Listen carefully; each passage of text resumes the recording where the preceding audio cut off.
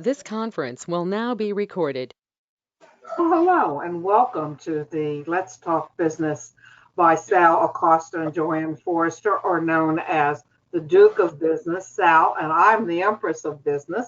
And we have a special guest today, and we're going to be talking business about people who right now are being hit the hardest by the COVID virus. And I met an entrepreneur, it has to be a month ago, although I think we're now best buddies already. Um, and Nick Redondo has a wonderful coffee shop, coffee with an unusual twist.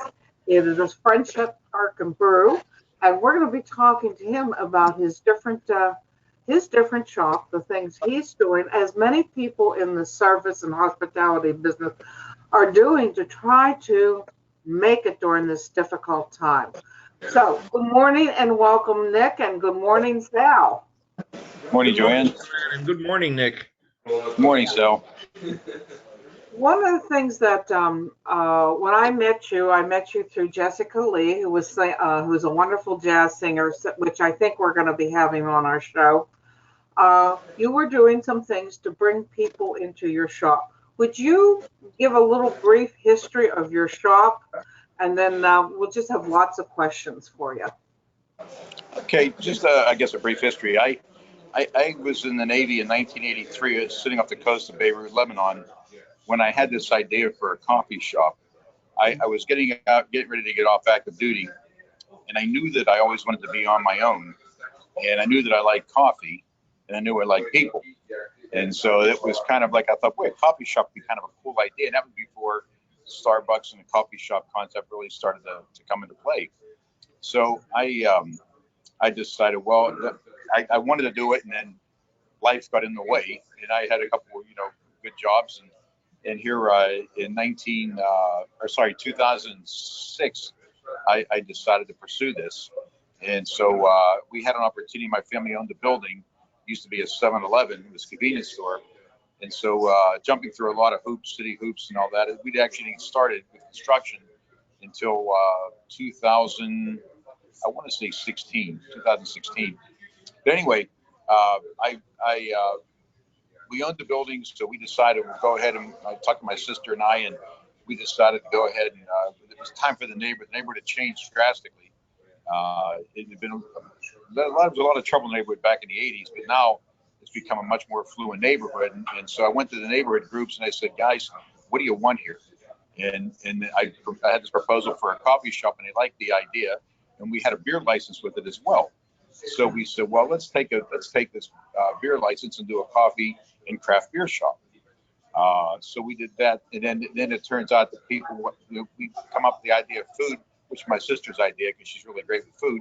So we come up with this idea of having breakfast and lunches, and so as a result, it's just really kind of started to grow. We've been open 3 years now. It was 3 years on the 17th of September, and it's been growing. This would have been probably our breakout year, but as we all know, what happened this year. So, but that's kind of really what happened. I just, in a nutshell, that's kind of what happened. Well, you have, Sal, did you have a question?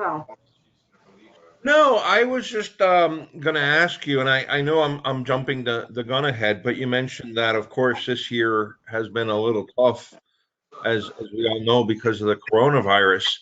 Have you taken advantage of any of the government programs like the PPP, the EIDL, or Main Street lending, anything like that? Well, we did get a PPP loan. Yeah, that we did get a PPP loan, and that carried us for several months. But now we're pretty much on our own. But we're making it, but it's a struggle. But we're making it, but it is a struggle to say the least. But the thing was, we decided not to close up, because I know if we closed up, you start losing customers. It takes a while to get them back again, and so rather than risk losing customers, we decided to stay open, play by the rules, and then we decided to see what would happen. The good thing for us is because we stayed open, a lot of places that did close lost their customers, and they came to us. We decided just to gut it out and hang tough. That was the idea. And let me ask you one maybe follow-on question, and I'll turn it back to JoAnn. But Have you, from your side, tried to push, or has the market driven you to change the business model or the concept a little bit more? And by that I mean maybe more online ordering, more delivery, more takeout. Are you driving that shift, or are you just following that shift, or is it happening for your type of product? Well, that's it. It's see, our food lends itself to takeout. Whereas, like, if you took like the Carlton or one of those fancy, really nice restaurants, their food is just so good, it doesn't lend itself to takeout. It really doesn't. You have to eat it there, you know. Whereas ours, we can't do takeouts with ours. Do we drive it? No, I think that we had to react in response to what the market was telling us it wanted. You know, which was delivery, which was, you know, more takeout, that type of thing, more Uber Eats, more Grubhub. We've seen an increase in our Grubhub, and actually DoorDash has increased a lot as well. Uber Eats has kind of remained stable, but DoorDash and Grubhub have increased a lot. One of the things that when I've been over there twice now for brunch, Sunday brunch, and they have, and if you, I just was absolutely thrilled by cornmeal pancakes. They were so good, and they put it in like a breakfast sandwich. Who came up with that idea?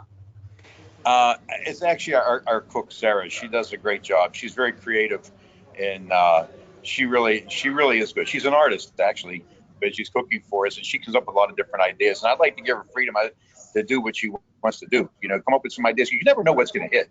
I mean, you know, when we opened this thing, we thought it was going to be one thing, you know, and then it turned into something else.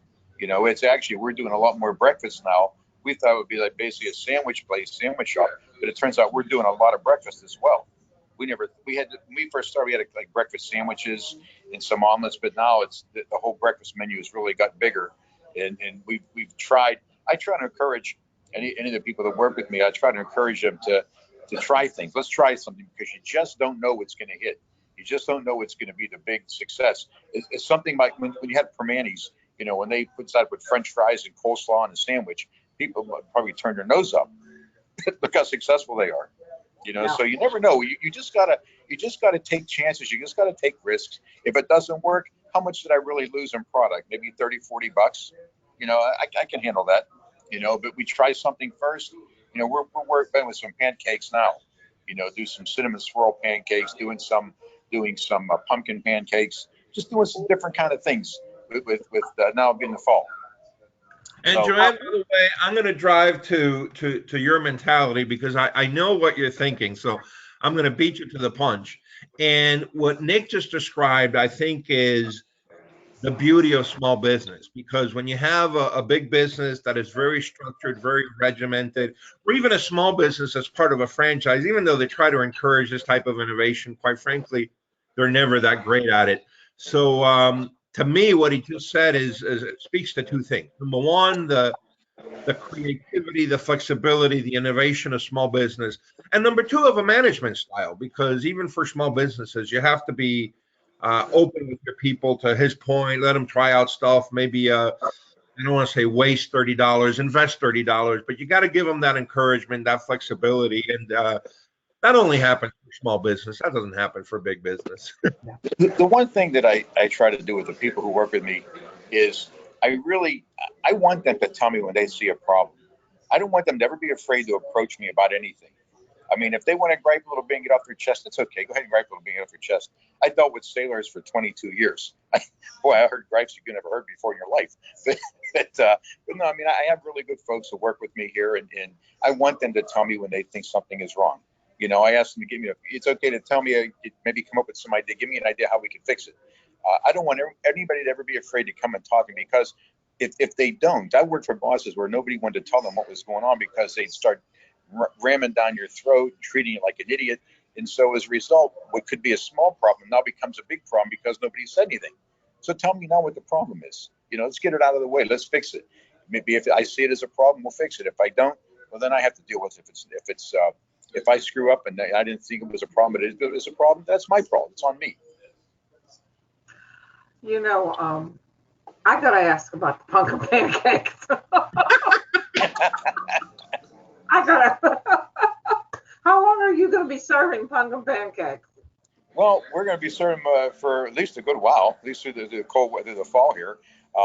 We're looking like doing some lemon blueberry pancakes. We're just trying to experiment a little bit. Sarah comes up with some good ideas. She made these really great biscuits, and we have biscuits and gravy. Jim, our other cook, Jim has been with us since we opened, and Jim, he does a really great job, and he really surprises me from time to time because Jim's been cooking all his life. So every once in a while, he'll pull out with something like is so good, and we'll go, Jim, where you been hiding this one? But he does a great job, and Sarah does a great job, and that's in this business here. I mean, having your cooks, I mean, they can make or break it. I mean, they really can either by wasting stuff in the kitchen or by not putting out a good product. And we try our best to please people. I mean, you can't please everyone as much as I would love to make everybody happy. I can't do it. I learned that with sailors years ago, but we try really hard, and we make mistakes, but we will try to correct any mistake we make. That's important. Hey, Nick, let me ask you this question real quick because I can tell that you're really happy and really proud about the employees and the crew you have and the people you have working with you and the cooks and so on and so forth. And I'll be very honest, that to me is a little surprising in a good sense. It's very refreshing because I talk to a lot of business owners, and usually their biggest gripe is they can't get good help. There's a lot of turnover, this and that and the other thing. So my question to you is, how do you find these people, and how do you select them? If you could give maybe tips to some of the other business owners, so they can be as happy and successful having a good group like you have. I don't. I wish I could tell you there was a science to it or a skill. Some of it is luck. Some of it's how you treat your people. I mean, like I said, I learned from the military how to treat my people. Man, I worked for a guy who treated everybody horribly, and the second in command treated everybody even worse. And they would have 100% turnover of staff every year. You know, and I said that's never what I want to be. I don't want to be that. I want to. This is a team. I played team sports all my life. I played football through grade school, high school, and college, and I understand about teams and what it makes to build a team. There's no superstar. We're all members of the team. And some days you're a star, and some days somebody else is a star. That's the way it works. That's the way it should work. But sometimes I had some turnover too. I mean, you get people, and you have some young people who have this great work ethic and they work hard, and you have some people who have no work ethic at all. But you don't know that when you interview somebody. You really don't. And it's just a risk you got to take. That's all. One of the things I wanted to ask you, because when I interviewed you before, you talked about that you had worked in this store as a young man. I mean, and I thought that was fascinating. Well, I lived right across the street. I grew up at the house right across the street from the store, as I may about 40 feet away. And when I was about 12, 13 years old, this was a grocery store. That we're sitting right now was a grocery store. Sorry. And it was a grocery store. And it was my first job in here. I used to sweep floors, and then I would wait on customers. And then they let me start slicing lunch meat. And the funny part was, back then, you didn't have all these fancy scales and technical. We didn't. We had an old cash register when it was $1.35, you put one finger on the dollar, one on the 30, one on the 5, and you rang it up. And the scale in the back, you had a little sliding bar across that you had to read, and you had to figure out in your head, do the math, how much a pound of lunch meat was. Mm-hmm. And so I learned how to do numbers in my head. That was a quick way to do it, and which served me well in the military, because in those days, when I was a ship handler, I used to drive ships. You had to be able to do numbers in your head really quick. Courses, speeds, times of closest point of approach, and all that type of thing. So that really helped a lot to be able to do numbers in my head. I mean, I didn't do any sophisticated math, but I could add, subtract, multiply, and divide in my head. That's about all I needed to do. But yeah, it was great. It really was. My father bought this business. My father didn't like the guy running a grocery store in the 70s, so he asked the owner. He said, would you be interested in selling that store? And the guy's building, and the guy says yes. And my father bought it. And the funny story was about how things worked. Years ago, this is 79, my father was a truck driver, and he said to me, I can't get off for work for the closing. Go down with your mother and sign for me. And I said, Dad, I can't do that. He says, you're Nick Redondo, right? I said, yeah. I said, get down and sign. So I went down with my mother. We signed for the building. Yeah. And so for 22 years, 7-Eleven was here, and then they subleased to a guy, and we weren't real happy with his performance here, and caused a lot of problems in the neighborhood. So, we emptied the store out in 2012 when his lease was up, and got a lot of legal fights and everything else. But once we got through all that, then we were able to start construction on the store. It took us years. It was an empty store for years, but we were very fortunate. We're very blessed. I mean, we really are. I mean, I feel, so lucky to be able to do this and to have something like this. You know what it is? You have an idea and a concept, and you go from an idea and a thought to something concrete. People actually can walk in your door and see your building and see your place and enjoy what you enjoy. And that's just the most exciting part of this. I guess the other exciting part is when we become profitable, which would have probably been this year, but it's okay. We're going to get there because quitting is just, I detest that. And the only ever quit in my life was a diet. So we decided we're not going to quit. We're going to gut this out, this whole thing, and we're going to make it because it's too important. I mean, we've done a lot of things for the community here. We've had fundraisers. We've had meetings with local politicians, like with the county executive. And it's important because I want, in our city council person, I want people I want them to meet their representatives. And that's what this has kind of become like a community center. And I want people to meet the representatives. I want the representatives to tell them just what's on their mind, just what they think. So they hear it right from the horse's mouth. And I think that's important. We're doing things like outdoor jazz concerts right now. We did Christmas party. Every Christmas, we have Santa Claus visit for the little kids. We had cooking demonstrations. We had lecture series. Anything to benefit the people who live around here. Because they benefit, then it benefits us too. It's a win-win. Yeah. Hey, Nick, so it comes across very clearly to me that you're very interested in getting embedded in the community and community involvement.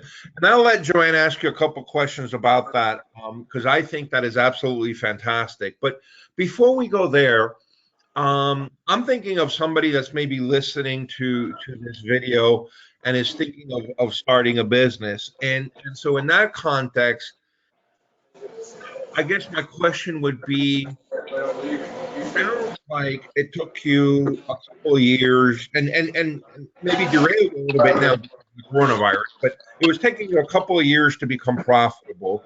So I guess my question is, would you recommend to somebody that's planning to start a business and really think that it's going to take them a couple of years to turn the corner and become profitable?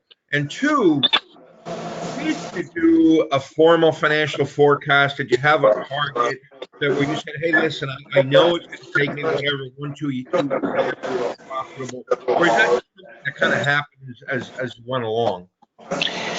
You know, you can make all these financial forecasts you want, but the reality is the minute you open your doors and you see what people want or don't want, or people come in or don't come in, and then you start thinking, well, how do I drive people in here? And that was my big concern at this point. How do I drive people in here? And so, I mean, do we meet our financial forecasts? No, we didn't. You know, and a lot of times I've had to come out of pocket, to keep this place alive. I was fortunate enough that I could do that. But the other good thing is I have really good people that work with me, and like my manager, I could never done this without her, and my partner, this is my sister. She's kind of like the silent partner in some ways. She's the organized one. She's the one that dots the I's, crosses the T's, keeps all the paperwork organized. See, if you asked her for a gas bill or electric bill from like September of 2017, she could pull it out with a canceled check and everything else. She'd have it all, date, times, everything. If you ask me, I'd tell you it's in a pile somewhere. So that's the difference. I mean, you got to know what your strengths are. Mine is, I'm not the organized guy. I'm not organized, but I'm the guy with the crazy ideas. I'm the schmooze. I mean, I'm the guy that talks to customers and tries to make them feel good and welcome. We got to know what your strengths are and play to your strengths. And what you don't have, then you got to find somebody who has the strengths that you don't have. My organizational skills, I'll tell you right now, are dreadful. It even scares me. But my sister, and this thing is very organized. My manager is organized. And so from that standpoint, I'm been able to keep this thing open. I'm the idea guy. I have the crazy ideas. That's me. And the big learning for anybody that's watching is exactly that. Partner to your weaknesses, higher to your weaknesses, which it sounds to me like it's exactly what you're doing. So Yeah. Yep. And we've That's been why lucky. you're doing the technology, Sal. well, I'm not sure I'm the expert to partner with, but I'll do my best here. I just learned how to make a phone call on my iPhone. My God. So, Yeah. but yeah, but you're right. You're right. So like you really quickly realize that you don't know everything, and you have to just know what you're good at and admit it. I mean, you have to admit it. You have to admit what you're good at and what you're not good at. You know, once you can do that, like I said, my sister and I are a good team. We're night and day in so many ways. We're total opposites, but she's really good with food, extremely well organized. You know, I'm the guy that has all the crazy ideas, and it works out pretty well that way. Yeah. Reminds me of my deceased business partner. He had good, strong technical skills, and I have good public relations skills, and I just have an instinct. And we would have screaming fits fighting over the cost of product. And he'd say, "How do you Yeah, know that?" I just know. You yeah. know. My sister and Um, I, yeah, we do the same thing. Yeah, we do the what? same thing. Tell me about because you have a beer license. How? I mean, how's that working for you? How'd that happen, and how's that working for you? Well, this building actually had with it what they call a Series E malt dispensing license. There's not many of those in the state of Pennsylvania. It enables us to sell beer and mead. Okay, and we can't sell wine, but we can sell any malt beverage we can sell. But this building had this premises had a license since probably shortly after Prohibition, because the neighborhood was mostly Irish and German, and they liked their beer back then. And so I got to the 30s, and so they got a beer license, and it's been here in the stores since even when I was a kid. You know, back when I was a kid, I could actually. Now I can't, but you got to be 21 to be able to go package the beer and sell the beer to somebody. Back then, I used to sell the beer. You know, I used to work on the slicer. That's the way it was back in those days. But we had the beer license, and I didn't want to become a beer garden. I didn't want to be a bar, but I wanted to provide people. Some people like a good beer with their food. We had 5 beers on tap, one nitro beer, and like a couple of craft beers, a couple of regular beers, and we had nitro coffee. But right now we've shut off our taps because of the COVID. We're not getting enough foot traffic to make that worthwhile. You know, so we had to shut that off at the time being. But yeah, I mean the beer, it's really not. We don't emphasize it because I don't want any drunks. We only had 2 people that come in here drunk. We didn't serve them. We never had a problem since. We just don't do it. Mm, I don't want that on my conscience. yeah, yeah. How what are adjustments that you have made very specifically during this COVID crisis to keep yourself going? We've had to cut some staff, evening staff, and so right now we're only open from 8 o'clock to 2 o'clock Tuesday through Saturday, and then we're open Sunday from 9 to 2, and we're closed on Mondays. But that's probably our biggest adjustment because we would do when we did our evening business. Our evening business was basically entertainment. It was like either Jessica Lee, when she would come in and sing here with Mark Strickland, they would pack this place. You know, we had Roger Barber, we had Kelvin Stemley, we had a lot of local jazz artists. We have a group of young guys called the Buzz. We have a neighbor called Joe Wingenfeld and Antonio Cruz, and they come in and they would play, and they really would pack a place. You know, and we did trivia because people enjoy the trivia. But that all went by the wayside. So any of the music we do is now done outdoors, and people can sit outside, bring their lawn chairs, sit on the sidewalk, sit across the street, and enjoy the music. And the neighbors like it because it's actually a nice jazz. I really want to make this like a hub for jazz because I love jazz. Oh And there's yeah, not I do. as many jazz venues as there used to be, like back in the 70s. Back in the 70s, there were jazz venues everywhere around here, but there really aren't now. And so I'd like to make this like a nice jazz venue. Con Alma does a great job, and I'd like to do it as well for the folks up here.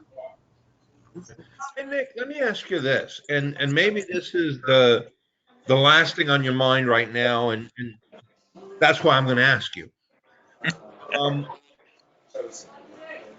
in terms of future growth, um, are you just planning to make your place the best possible, and do you have some ideas for it?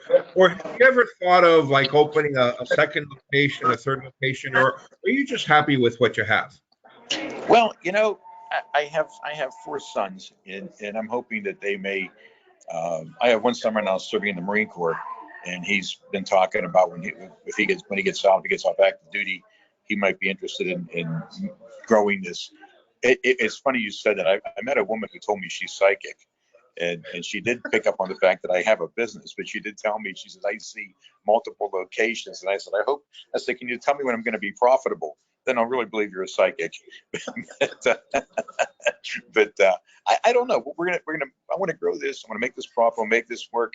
And then we can, my big thing for next year is I want to put a patio out front. I have a concept for a nice patio out front. I have a beautiful fountain to go outside, a big Italian marble fountain. It's gorgeous. And I want it to be comfortable. As comfortable as people see it is on the inside. That's how I want the outside to be. And once I get that going, I think we'll probably start to see a profit.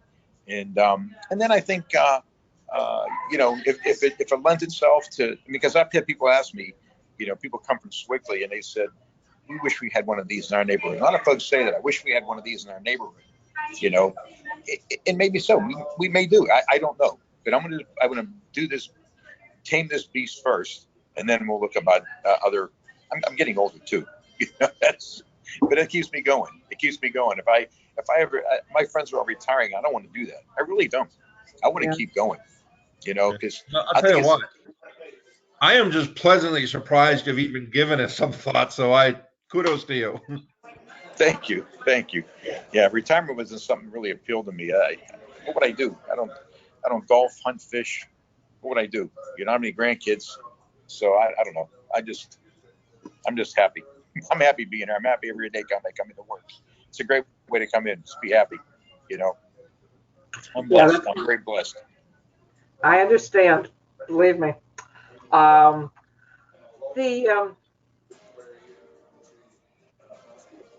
future. So we've been talking about the future. I want to go back because, and I don't know if you can do this. You have a great fireplace. Yeah. Can you walk over and show us that? Yeah. Let me turn my camera around here so I can do this here. Now, when you come to the city, you have to come here. We have to have her.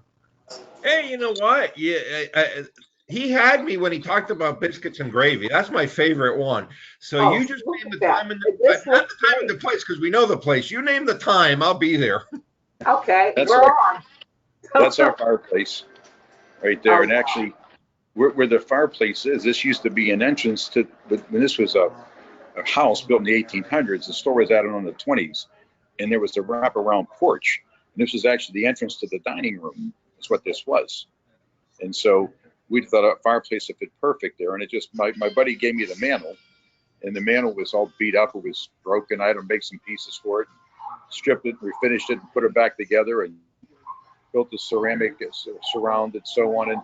And so I just thought it would look nice here. I thought it would look nice. Then we got lucky in a lot of things. Like I said, these photographs on the wall. I'll show you these photographs here. These photographs, if anybody remembers Babyland, remember Babyland on Penn and Negley? I do, right in the corner of East Liberty. Yeah, that's Babyland right there with Schwartz's Sanitary Supermarket. That's what it was, what it is, what it was. That's I was like probably like in the 40s. And then a lot of these photographs are from around the neighborhood. They're all like neighborhood photographs. And then this right here was kind of interesting. I got you can see this crate here, this coffee crate. It's an Arbuckle's coffee crate. And what I did was I filled the top of it with coffee beans and put glass on it. It's a coffee table. From a 100-year-old coffee crate. And then we got down here, we have another coffee table there. It's a White House coffee, and that's a probably 100-year-old crate as well. This gentleman over here, he's sitting next to the crate. He's not 100 years old. So, but we hope he gets there. And then this right here, this stove right here, is actually an original old monogram stove, and it's sat in the back of a furnace in a property we had for 60 years. And it's all cast iron and steel. And we just thought it'd be fit perfect where you could fix your coffee on. You can fix your coffee on it. And so we put our menus, things on it. And it really fits perfect. It fits the place. It really does. And then what else? We have our fan, I call it a Gyro Fan. It's kind of a cool fan. It rotates and spins. Let me turn it on for you here. People love this, especially little kids. They love fans. So there you go. Something a little different. So we have our Gyro Fan, and see what else I can show you that's kind of exciting. We have over here, we have history of the Redondo military. There's my father's ship up top. That was built in Pittsburgh, in Dravosburg. Oh, okay. My dad took that, picked it up in Dravosburg, and they took it to down the Ohio River to the Mississippi and across the Panama Canal and out to the Pacific. And then this was my ship here, the USS Iwo Jima. That's what I used to drive. And it was just about 2/3 the size of a full-size carrier. And that was my picture of my first watch. That was me in the middle. My buddy said, we have so much faith in your ship driving ability. They were wearing life jackets and had life rings. So they were trying to tell me something.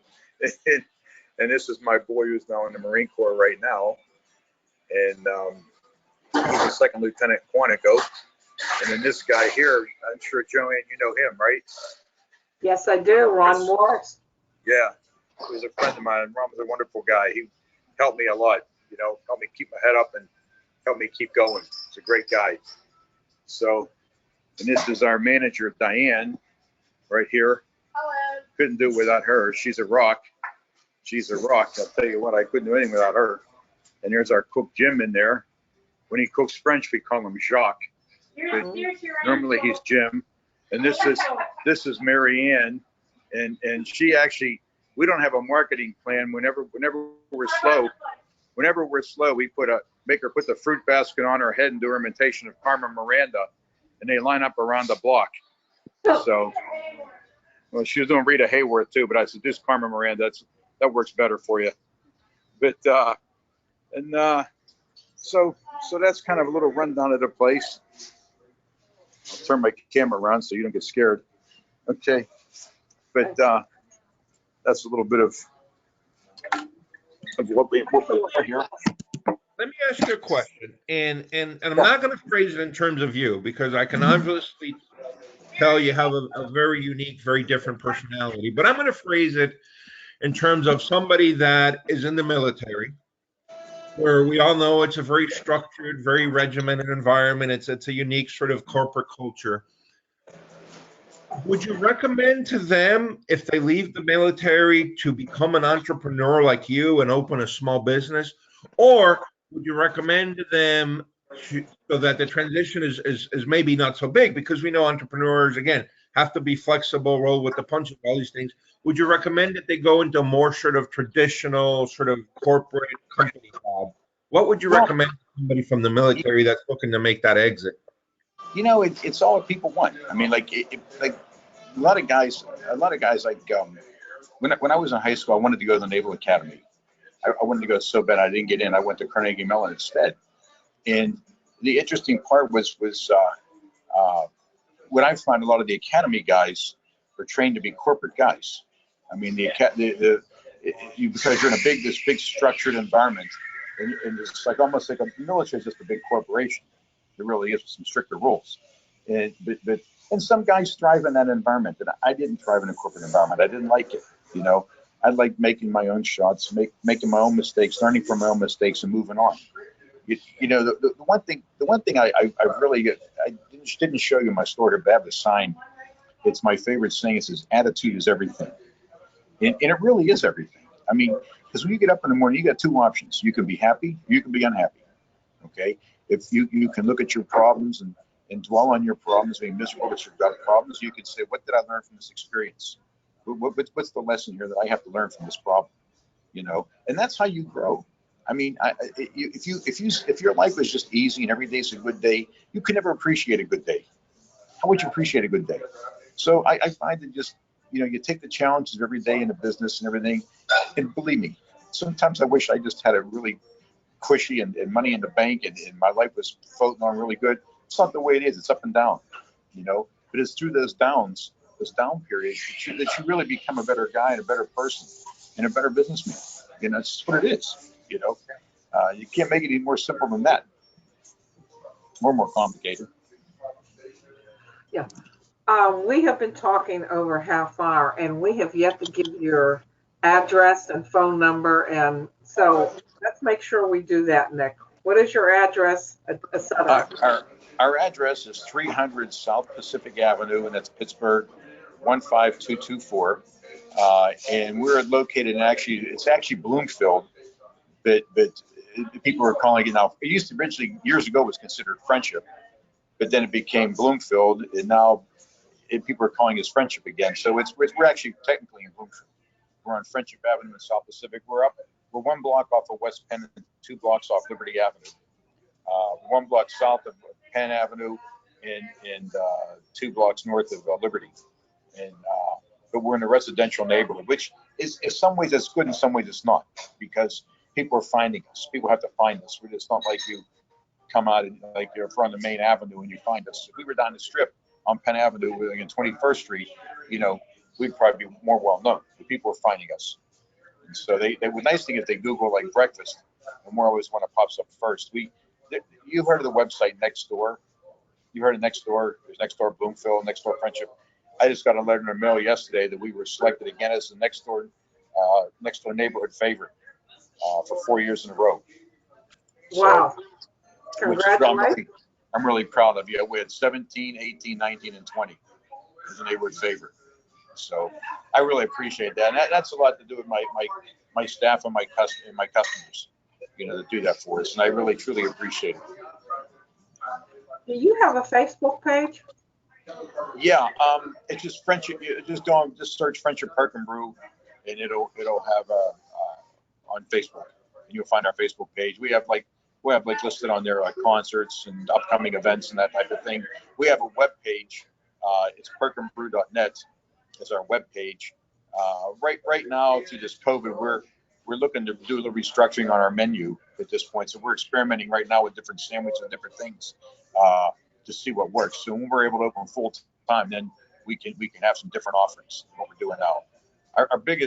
We make a lot of our food from scratch as much as we can. And our biggest selling sandwiches, and again, that's due to my sister. She's an excellent cook, and she knows food. And our biggest selling sandwich right now is our club sandwich. We roast our own turkey breast. We pretty much do everything ourselves. But our club is our biggest selling sandwich. Then our next selling sandwich would be our Reubens. It's a double-decker Reuben. We do really good wraps. We make Italian wedding soup. We actually make it with escargot, not spinach, the way it's supposed to be made.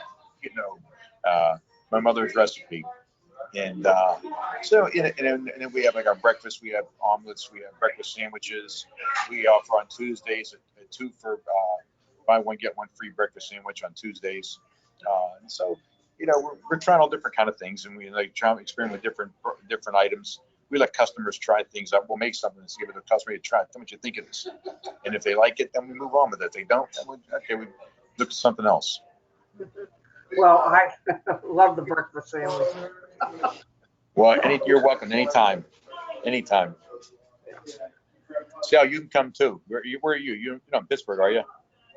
I am an hour south of Pittsburgh, but now the coronavirus is a little bit more difficult. But usually I'm 2 to 3 days up in Pittsburgh, so it must be very easy to go up there. Okay. Well, hopefully someday JoAnn, you can bring Sal up. Yeah, I haven't seen him for a coon's age. Other than come on, you're seeing me now. Yeah. So. Well, gentlemen, Sal, let's do a wrap up. Do you have any particular last question you want to ask Nick?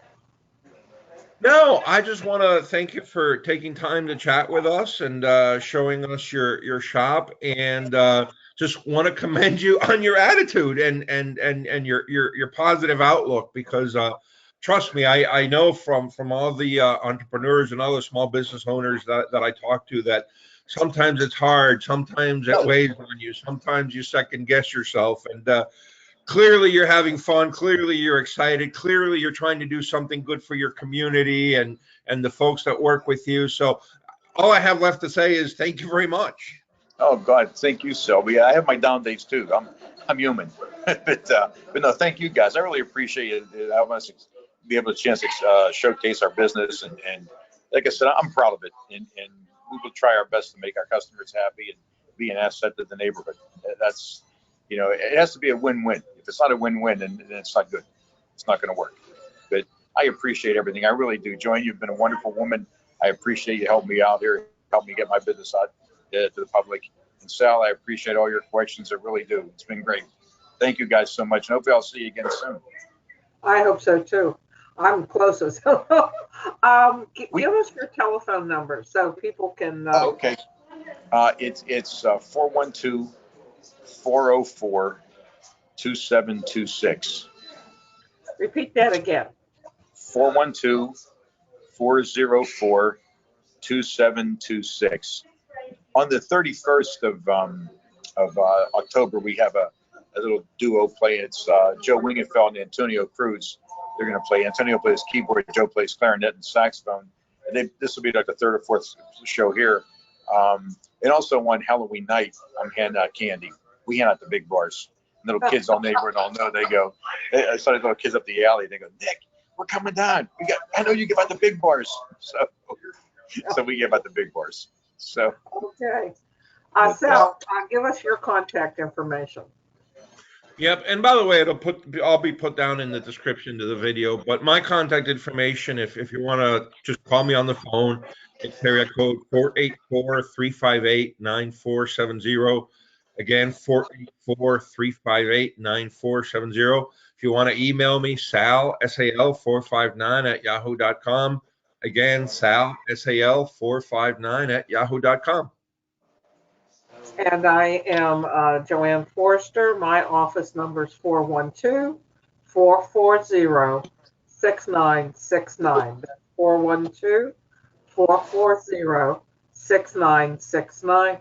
Email Empress, EMPRESS, of biz @gmail.com. We are on Facebook, Empress of Biz on Facebook. So come on and like us, and we periodically post suggestions and highlight businesses, and give us a call. We'd love to feature you on Let's Talk Business. Gentlemen, thank you. And Nick, I just wish you all success and a profitable. Thank you guys.